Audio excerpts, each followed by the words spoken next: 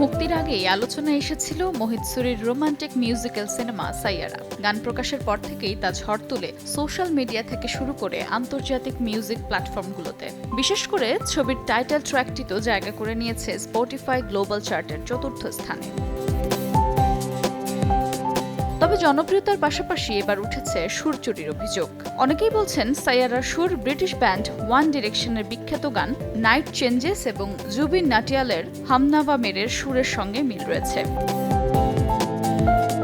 এবার এই অভিযোগের জবাব দিতে অবশেষে মুখ খুলেছেন সাইয়ারার সুরকার তানিস্ক বাগচি। ভারতীয় গণমাধ্যমকে দেয়া এক সাক্ষাৎকারে তিনি বলেন, আমি যাই করি না কেন কেউ না কেউ কিছু বলবেই। মানুষ সবসময় একটা সুযোগ খোঁজে আমাকে নিচে নামানোর জন্য, কিন্তু আমি বিশ্বাস করি গানটা তার জায়গায় ঠিকই পৌঁছে যাবে, আর সাইয়ারা সেটাই প্রমাণ করেছে।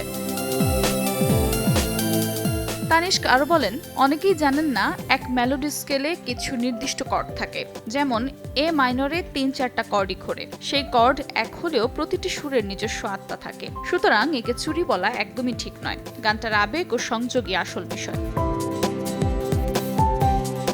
বলিউডের রিমিক্স কিং নামে পরিচিত তানিস্ক বাগচি ক্যারিয়ার শুরু করেছিলেন তানিস্ক বায়ু জুটি হিসেবে। তাদের তৈরি গান বান্ন দিয়ে প্রথম আলোচনায় আসেন তিনি। পরে এককভাবে বোলনার মতো আবেগময় গান উপহার দেন। তবে মূল খ্যাতি আসে দ্য হুম্মা সং, আঁখ মারে, দিলবার, তাম্মা তাম্মা এগিন এই সব রিমিক্স হিট দিয়ে।